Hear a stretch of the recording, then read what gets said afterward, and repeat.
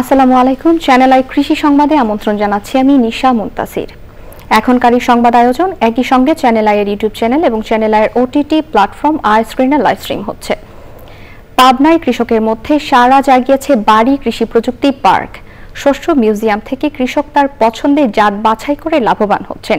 এই প্রযুক্তি কৃষকের দোরগোড়ায় পৌঁছে দিতে কাজ করছে বাড়ির সরেজমিন গবেষণার বিভাগ। পাবনা থেকে আক্তারুজ্জামান আক্তারের রিপোর্ট। বাংলাদেশ কৃষি গবেষণা ইনস্টিটিউট বাড়ির সরেজমিন গবেষণা বিভাগ পাবনার উদ্যোগে পাবনা সদর উপজেলার মধুপুর গ্রামে স্থাপন করা হয় এই প্রযুক্তি পার্ক। এই প্রযুক্তি পার্কের শস্য মিউজিয়ামে বাড়ির উদ্ভাবিত ডাল, তেল, মশলা, কন্দাল ও সবজি ফসলের 21টি ভিন্ন ভিন্ন ফসলের 35টি জাতের প্রদর্শন করা হচ্ছে। এখানে বিভিন্ন প্রযুক্তিগুলো আছে। আমরা আন্তঃফসলকরণ, মিশ্র ফসলকরণ এবং উন্নত জাতের পাইলট প্রোডাকশন সবগুলোকে আমরা একসঙ্গে করে বাড়ির প্রযুক্তি পার্কে একটা সমাহার ঘটিয়েছি। এখান থেকে কৃষক তাদের স্বচক্ষে দেখে এবং এই এলাকার উপযোগিতা দেখে তাদের নিজেদের মতো করে নিয়ে যাবে এবং তাদের নিজস্ব মাঠে সেটা বিস্তার ঘটানো হবে। বাড়ির এই শস্য পার্কের প্রযুক্তি দেখে উদ্বুদ্ধ হচ্ছেন অনেক কৃষক। আমরা পরবর্তী এই মাঠের থেকে বা অন্য মাঠে গিয়ে আমরা এই ফসলগুলি ঠিক এইভাবে যেন আমরা করতে পারি। একই স্থানে বিভিন্ন ফসলের সব উন্নত জাত পেয়ে সন্তুষ্টির কথা জানান কৃষক। প্রযুক্তির যতগুলো ফসল আছে তার মধ্যে যেগুলো আমাদের মাঠে বেশি ভালো হয় আমরা সেগুলো ব্যবহার করব। এই ফসলের জাত থেকে আমাদের বীজ সংগ্রহ করে কৃষকের মধ্যে ছড়িয়ে দেওয়ার চেষ্টা করব। বাড়ির শস্য মিউজিয়ামের এই প্রযুক্তি সবখানে বাস্তবায়িত হলে কৃষিক্ষেত্রে এক নতুন দিগন্তের সূচনা হবে, এমনটাই প্রত্যাশা সংশ্লিষ্টদের। পাবনা থেকে আক্তারুজ্জামান আক্তার, চ্যানেল আই। ভোলা সদর উপজেলার প্রায় সব ইউনিয়নে হোগলা পাতার রশি বুননের কাজ করে স্বাবলম্বী হয়ে উঠছেন নারীরা।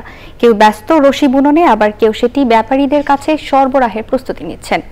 ভোলা প্রতিনিধি হারুনুর রশিদের তথ্য ভিডিও চিত্রে আল মুকসিদের রিপোর্ট। ভোলার প্রত্যন্ত অঞ্চলে একসময় অবহেলিত হোগলা পাতা আজ বদলে দিয়েছে হাজারো নারীর জীবন। এই হোগলা পাতা এখন শুধু রান্নার খড়ি হিসেবেই সীমাবদ্ধ নেই। ভোলার গ্রামাঞ্চলের প্রতিটি কোণায় এমন নারীদের কর্মব্যস্ততা চোখে পড়ে, যেখানে তাদের হাতে বোনা হোগলা পাতার রশি স্থানীয় ও আন্তর্জাতিক বাজারে নতুন সম্ভাবনার সৃষ্টি করছে। তারপরে ভিজা, তারপরে রশি পাকাই। কালবেলা একটু অসর পাই, তখন আমরা এই কাজটা করি। হোগলা পাতা রশি বুনে সংসারে 2 টাকা পাই। 8-9 বছর পর্যন্ত তোর পাতার মুড়ি ভাঙ্গি আমার সংসারে একটা আয় হইলো। ভোলার চরসামাইয়া ইউনিয়ন সহ প্রায় সব ইউনিয়নের নারীরা হোগলা পাতার রশি বুননে নিয়োজিত। চরের বিভিন্ন স্থান থেকে হোগলা পাতা সংগ্রহ করে ব্যাপারীরা তা নারী কারিগরদের কাছে পৌঁছে দেন। হোগলা পাতার রশিটা পরিত্যক্ত একটা জিনিস ছিল, যেটা এখন আলহামদুলিল্লাহ সবার ইয়েতে এই প্রচেষ্টা এখন বিদেশে যাচ্ছে। সরকার যদি ওরকম আমাকে সহযোগিতা করতো, জিরো ইন্টারেস্টের মাধ্যমে যদি কোনো লোন বা এরকম ব্যবস্থা করে দেয়, তাইলে আর কি আমি সফল হওয়ার এরকম একটা স্বপ্ন দেখি। ইতোমধ্যেই এই হোগলা পাতার দিয়ে তৈরি নানা উপকরণ দেশ ছাড়িয়ে ইউরোপের বিভিন্ন দেশে রপ্তানি হচ্ছে। যা যা করণীয় তাদের জন্য আমরা চেষ্টা করব। আর ঋণ পাওয়ার যে বিষয়টি বলছেন, এইটি আমরা ব্যাংক কর্তৃপক্ষের সাথে কথা বলতে পারবো। যদি কেউ আগ্রহী থাকে বা আসে আমাদের কাছে, তাহলে আমরা চেষ্টা করব তাকে সহায়তা করার জন্য। ভোলার স্থানীয় ব্যবসায়ীরা আশা করছেন, সরকার যদি এই শিল্পে বিনিয়োগ করে এবং কারখানা স্থাপন করে, তবে নারীদের কাজ আরও সহজ এবং উৎপাদনশীলতা বৃদ্ধি পাবে। আল মুকসিদ, চ্যানেল আই। দর্শক, চ্যানেল আই কৃষি সংবাদের আজকের আয়োজন এই পর্যন্তই। পরবর্তী সংবাদ আয়োজনে আমন্ত্রণ জানিয়ে শেষ করছি। ধন্যবাদ সবাইকে।